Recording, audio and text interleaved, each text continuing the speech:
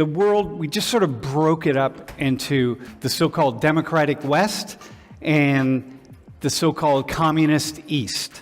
The Soviets wanted to rule the world according to their ideology, and we in the West wanted to rule the world according to our ideology.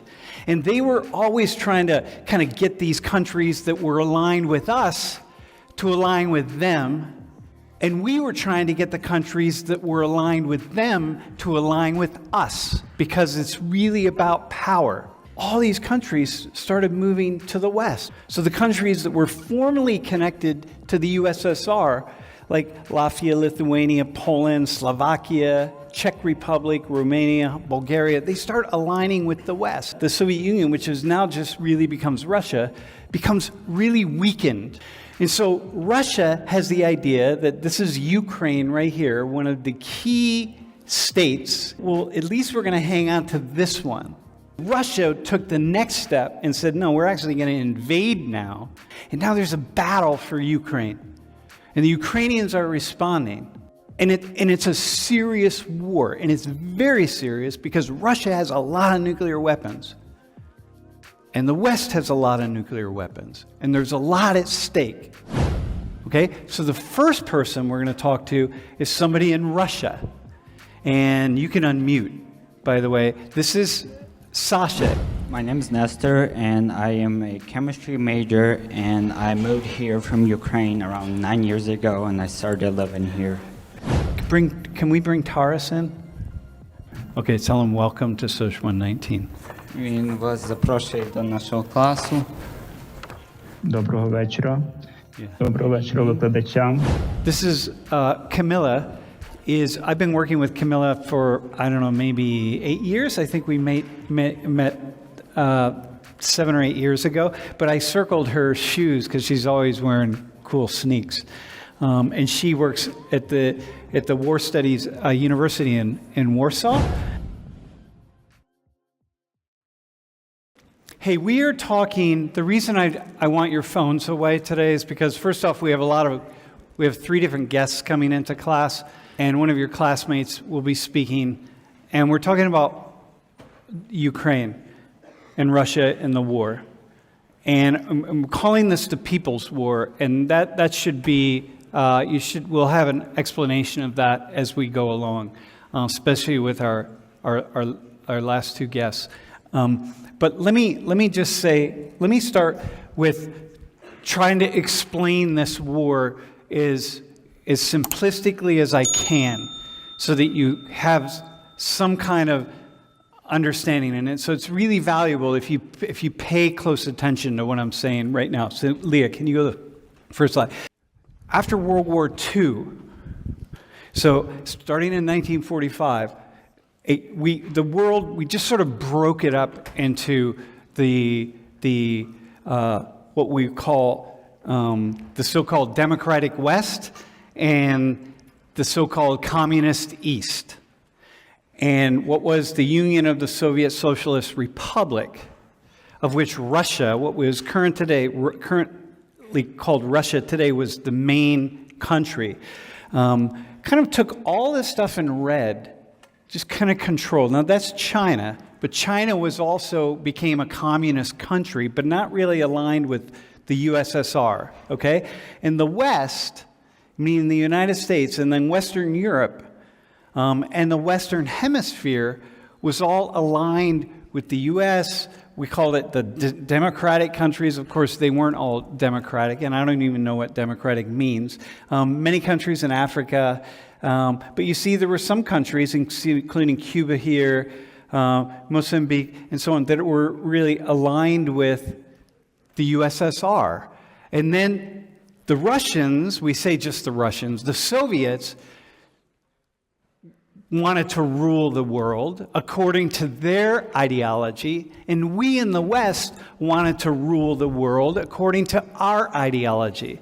They accumulated lots of weapons, including nuclear weapons. We accumulated lots of weapons, including nuclear weapons, and it was really just kind of a face-off. And they were always trying to kind of get these countries that were aligned with us to align with them, and we were trying to get the countries that were aligned with them to align with us, because it's really about power. Okay, so this was the geopolitics of the world. The blue states and the red states, right? This is the Cold War. All right, so go to the next slide. So here's 1990, before the Soviet Union broke up, which was right between 1989 and 1990. These were the countries of what would be the Soviet Union. And this actually should say Russia, but we just call, it was called the Soviet Union, right? So you see Poland, East Germany, Czechoslovakia, Hungary, Romania, Bulgaria, all these countries aligned here. And at the end of World War II, when the leaders who negotiated the truce and peace at the end of World War II, right? They just sort of divided Europe up in this way. This is 1990. It's a very powerful bloc of countries called the Eastern Bloc. And in 2015, all these countries started moving to the West and aligning themselves with the West and with NATO. So the countries that were formerly connected to the USSR, like Latvia, Lithuania, Poland, Slovakia, Czech Republic, Romania, Bulgaria, they start aligning with the West. In Russia, the Soviet Union, which is now just really becomes Russia, becomes really weakened. So this really dominant country in the world becomes really weakened as all these critical countries align themselves with the West. And so Russia has the idea that this is Ukraine right here, one of the key states, here it is here, one of the key states has the idea, well, at least we're going to hang on to this one.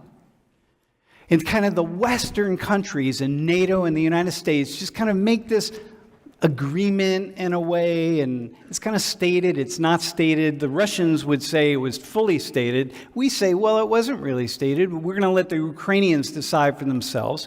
But the Russians have this idea that Ukraine, historically speaking, belongs to Russia.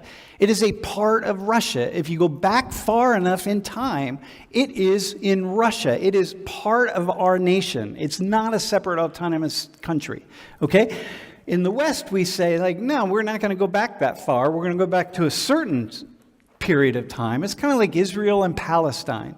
And we're going to say, no, it's not. It's really its own separate autonomous nation. And so there's a battle over Ukraine.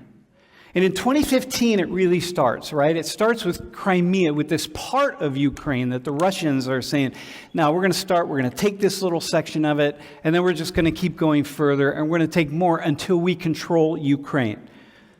And we say, no, you're not. And so then we start fighting this, what's called a proxy war.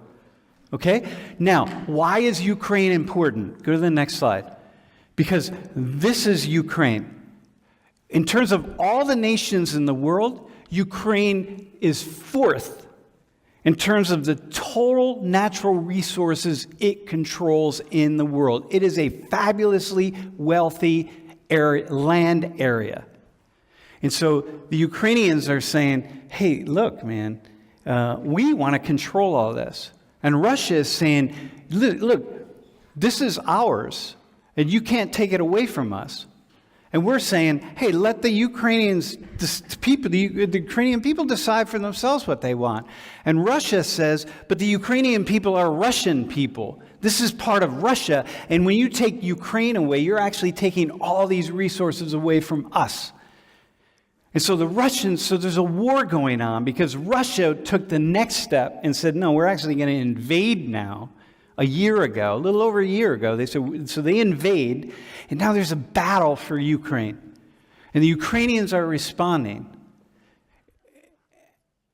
And it's a serious war, and it's very serious because Russia has a lot of nuclear weapons. And the West has a lot of nuclear weapons. And there's a lot at stake, not to mention the people of Ukraine and all these resources here. Okay? So, for me, go to the next slide.